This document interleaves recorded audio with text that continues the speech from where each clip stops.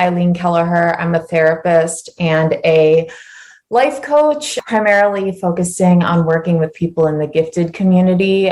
My therapy practice is all gifted and twice exceptional children and families. And then my life coaching practice is with gifted and also people who identify as perfectionists or overachievers, just that kind of like high intensity, sensitive type of personality I really enjoy working with. So yeah, I had done a presentation on perfectionism a little while ago, just created a course for it. And so I'm just going to kind of go over some of the key points from that, but it's definitely a topic that is near and dear to my heart.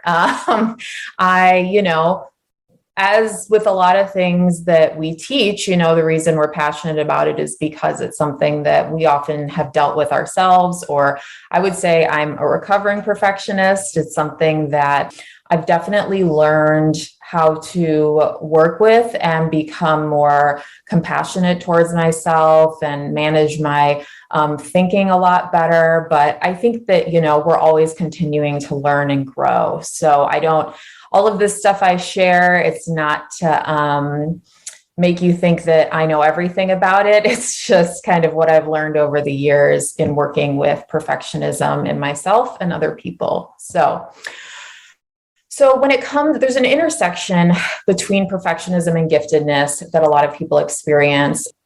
The definition of perfectionism in the American Psychological Association dictionary is the tendency to demand of others or of oneself an extremely high or even flawless level of performance in excess of what is required by the situation. It is associated with depression, anxiety, eating disorders, and other mental health problems.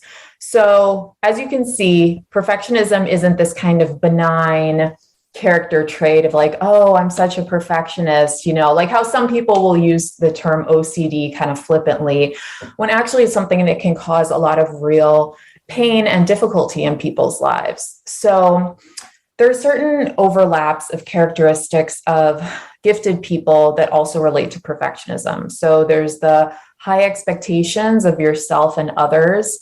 There's this that sensitivity, which will leave us easily wounded and have a need for emotional support.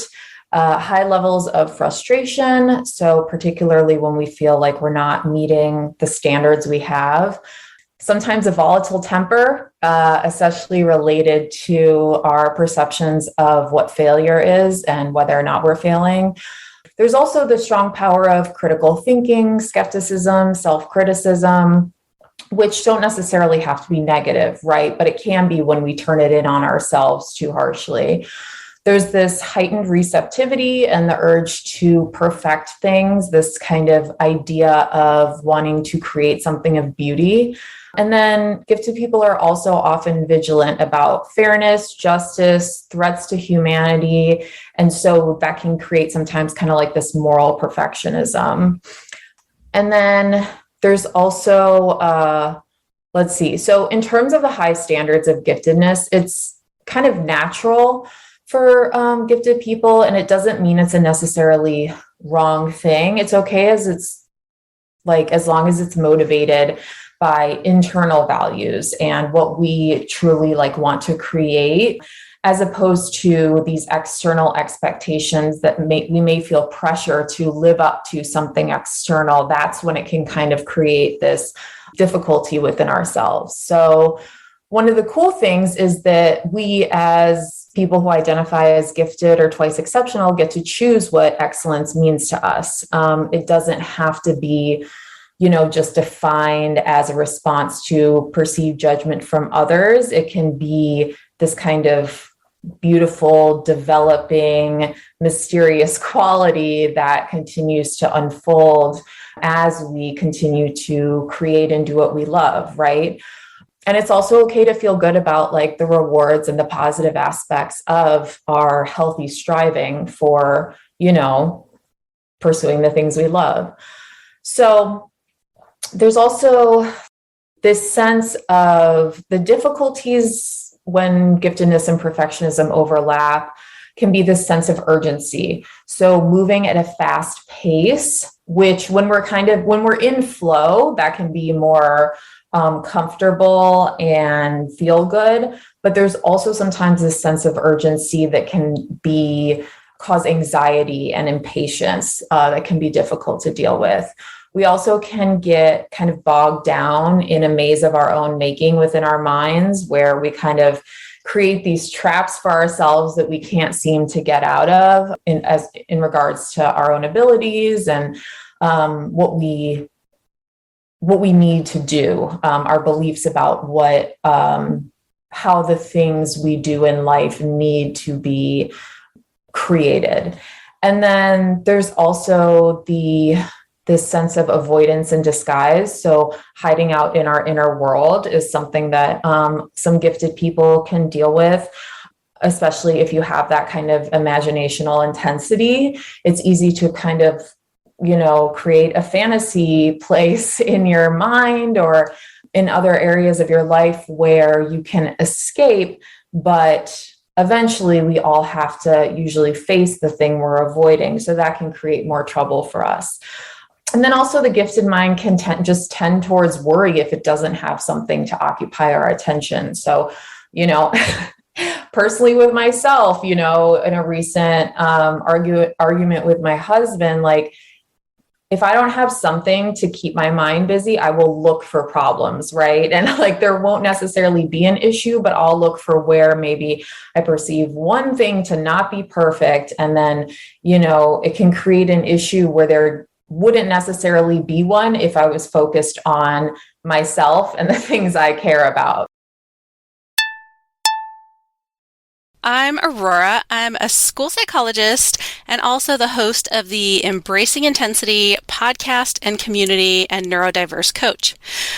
I started to focus on twice exceptionality because of my own personal experiences and realizing how little information there was out there for 2E adults.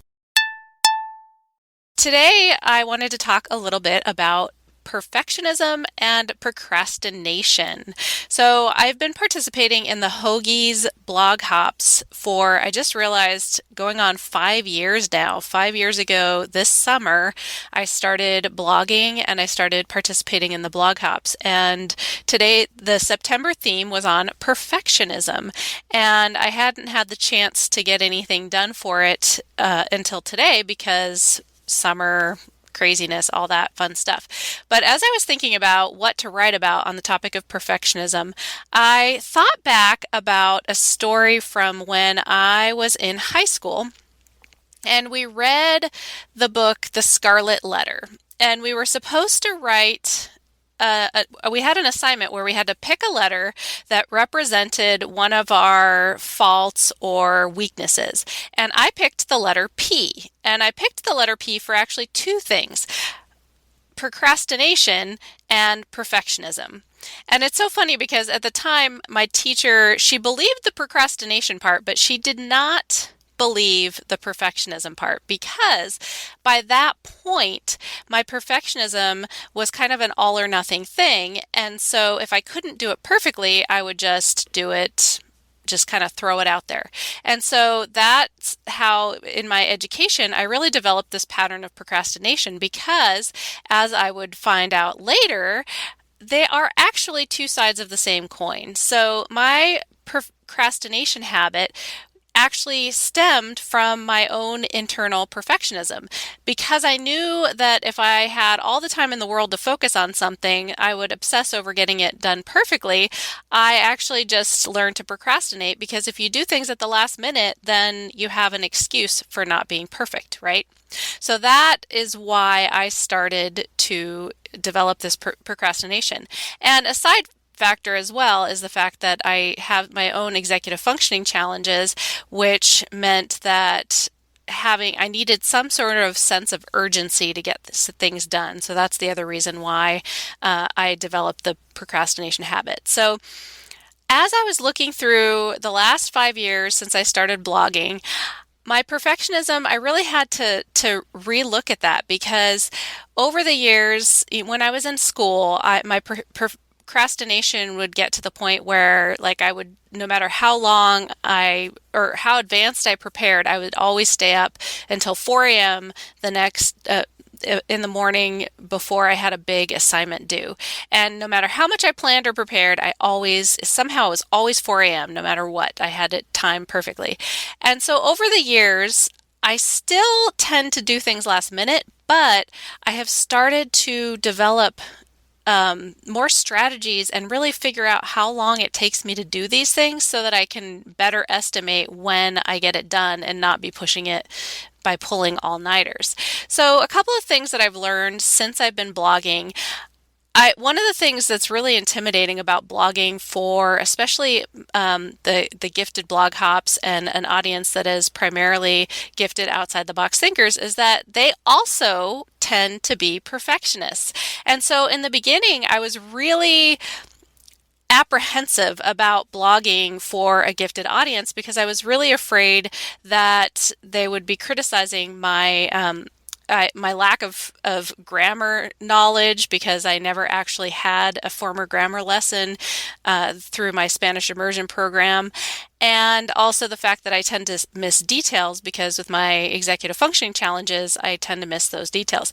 But what I found out is that really people the feedback has been overwhelmingly positive over the years. So a couple of things I learned, and I wrote a post on this you can read on my blog, is that first of all, procrastination is not a bad thing if you learn how to harness it. So if you know yourself and you know that you need some sort of urgency to get things done, that is okay. But sometimes you have to create your own urgency and your own deadlines in order to not be pushing it to the point where you're taking work home or having to pull all-nighters to get things done. That's the part that you need to create for some sense of urgency in order to help yourself and use that procrastination habit in a positive way. The other thing that I've learned in the last few years is that there are some unnecessary steps that you can skip. So when I look at my podcast and I look at recording the course lessons that I've done in the past, I would spend hours recording and re-recording myself and second guessing myself and starting over again. And when I redid the course that I have now, the Ignite Your Power course that's in my community, the first time I redid it, I started re-recording my episodes, but they weren't that much better. And so I realized since I started doing these live episodes on my podcast that the best way to get it done is to record it live so that I'm not second guessing myself, I'm not re-recording myself, and just put it out there. And the funny thing is that I've actually gotten really positive feedback about my solo episodes, even though they are unedited for the most part, and I record them live so that I don't have time to second guess myself. So skipping those unnecessary steps can be really helpful in avoiding both the procrastination or in harnessing our procrastination and perfectionism habits. And then finally, when it comes to what you put out in the world, whether it's art, creative, work, whatever it is that you're doing, relatability is way more important than perfection. And so when people can relate to what it is that you're putting out there, they're not going to care about perfection. In fact, we are all our greatest critics when it comes to the perfectionism piece. And people are more concerned about their own perfection than they are about yours. And so if you have something that you're putting off doing because you want it to be perfect, just get it out there because people want to see what it is that you have to give to the world. They don't really care as much about perfection as you do. So whatever it is that you're doing, put it out there and just let the world see what it is that you have to offer.